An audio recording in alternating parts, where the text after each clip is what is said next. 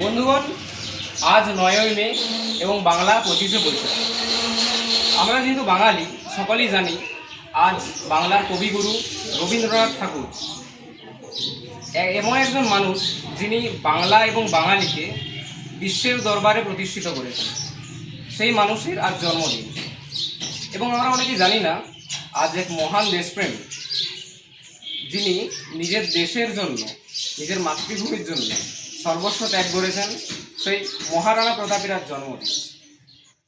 মহারানা প্রতাপ এমন এক সময় জন্মগ্রহণ করেছিলেন যে সময়ে দেশ তার আত্মীয় স্বজন থেকে শুরু করে বেশিরভাগ রাজ্যের রাজারা তারা মুঘলদের কাছে আত্মসমর্পণ করেছিল, কিন্তু মহারানা প্রতাপ কোনোদিনও নিজের মাতৃভূমিকে বহিঃশত্রুর হাতে বিক্রি হতে দেননি।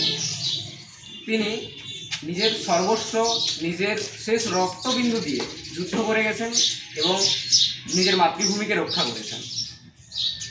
আমরা জানি মহারানা প্রতাপের জীবনের সবচেয়ে গুরুত্বপূর্ণ যুদ্ধ হল 1576 খ্রিস্টাব্দের হলদিঘাটির যুদ্ধ।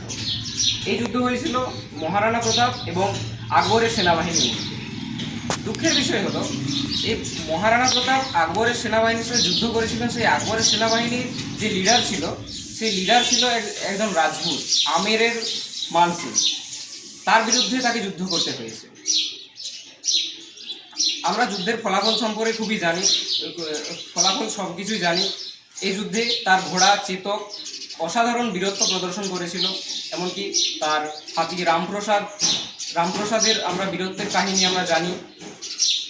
যুদ্ধের ফলাফল ইতিহাসে বিভিন্নভাবে বর্ণিত আছে। ইতিহাসে অনেকেই ঘোষণা করে যে আকবর নাকি জয়ী হয়েছেন, কিন্তু আসলে এই যুদ্ধের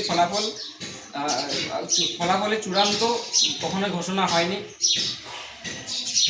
যাই হোক, আমরা যুদ্ধের ফলাফল যাই হোক না কেন, রাজস্থানের ফোক কালচারে এবং মেবাড়ের ফোক কালচার যেটা লোকগীতি, সেখানে মহারানা প্রতাপকে নিয়ে অনেক গান, অনেক ধরনের কবিতা রচিত হয়েছে।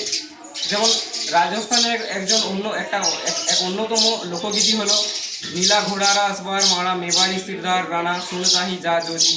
এরকম রাজস্থানী ভাষায় ফোক কালচার বা লোকগীতি গাওয়া হয়েছে মহারানা প্রতাপকে নিয়ে। এবং আমাদের দেশ, শুধুমাত্র রাজস্থান নয়, সমগ্র দেশ এবং বিদেশের বিভিন্ন ইউনিভার্সিটি কলেজে মহারানা প্রতাপের যে গরিলা ওয়ারফেয়ার ট্যাকটিক্স বা ওনার যে যুদ্ধ রণনীতি, এসব নিয়ে বিভিন্ন রাজ্য দেশে গবেষণা হয়। মহারানা প্রতাপ আমাদের দেশবাসীর কাছে এক অন্যতম আদর্শের নাম। তাহলে বেশি না বাড়িয়ে এবারে মহারানা প্রতাপ এবং আমাদের কবিগুরু রবীন্দ্রনাথকে শ্রদ্ধার্ঘ্য অর্পণ করব। একে একে আমাদের সদস্যরা এসে দুজনকে মাল্যদান এবং শ্রদ্ধার্ঘ্য জ্ঞাপন করবে। তাহলে প্রথমে আমি ডেকে নিচ্ছি আমাদের ক্লাবের প্রেমা।